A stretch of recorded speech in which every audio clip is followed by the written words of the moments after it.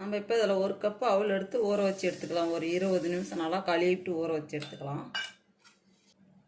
பாருங்கள், அவள் நல்லா கழுவி எடுத்துகிட்டு வந்தாச்சு. ஒரு 20 நிமிஷம் அப்படியே ஊற வச்சு எடுத்துக்கலாம்.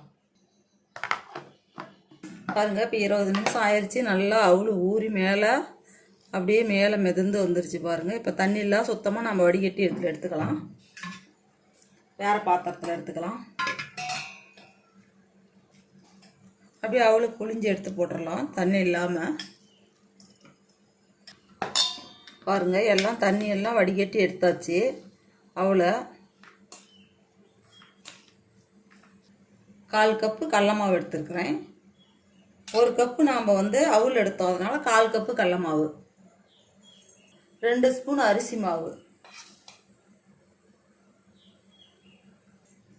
பொடியாக நறுக்கின பெரிய வெங்காயம் 1. பாருங்கள், ஒரு கைப்பிடி கொத்தமல்லி பொடியாக நறுக்கினது, கொஞ்சம் கருவேப்பிலை பொடியாக நறுக்கினது, 3 பச்சை மிளகாய் பொடியாக நறுக்கிட்டு இது சேர்த்துக்கலாம். ஒரு துண்டு இஞ்சி துருவி போட்டிருக்கிறேன். 1/2 ஸ்பூன் மிளகு. இதுக்கு தேவையான அளவு உப்பு போட்டுடலாம். கொஞ்சம் பெருங்காயத்தூள் போட்டுக்கலாம்.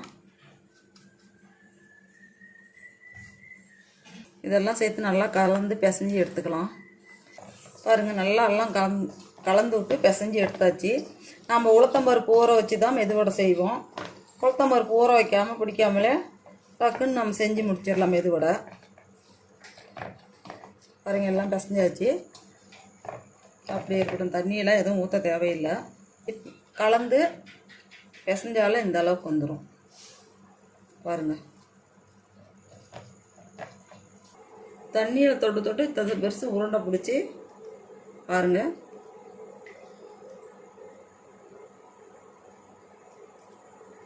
இப்படி ஓட்டை போட்டு மெதுவடை போட்டுடலாம். தண்ணியில் கை வச்சுக்கணும் ஒவ்வொரு தரமும் உருண்டை பிடிக்கும்போது, அப்போ தான் கையில் ஒட்டாமல் வரும். வடை அப்படியே மொறுமொறுப்பாகவும் உள்ளே சாப்பிட்டாவும் சாப்பிட்றதுக்கு அவ்வளோ டேஸ்ட்டாக இருக்கும். இப்படி செஞ்சு சாப்பிடும்போது அவ்வளோ டேஸ்ட்டாக இருக்கும்.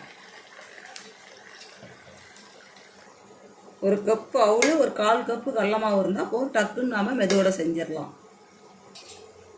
பாருங்கள், இப்போ ஒவ்வொன்றா அசாம் திருப்பி விட்டுறலாம். போட்டு அப்படியே 2 நிமிஷம் தான் ஆகுது. அப்படியே ஒவ்வொன்றா திருப்பி விட்டுறலாம்.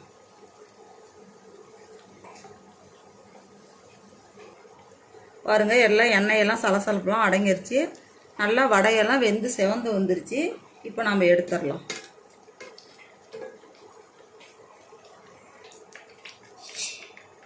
எண்ணெயே கொஞ்சம் கூட இழுக்காது. பாருங்கதா, மேலே மொறுமொறுப்பாகவும் உள்ளே நல்லா சாப்பிட்டாவும் சாப்பிட்றதுக்கு அவ்வளோ டேஸ்ட்டாக இருக்கும். எல்லாருமே விரும்பி சாப்பிடுவாங்க, அந்த அளவில் இருக்கும். வெறும் அவள் மட்டும் இருந்தால் போதும், நாம் மெதுவடை செஞ்சிடலாம். இது போல் நீங்கள் ஒரு முறை செஞ்சு பாருங்கள், சாப்பிட்றதுக்கு அவ்வளோ டேஸ்ட்டாக இருக்கும்.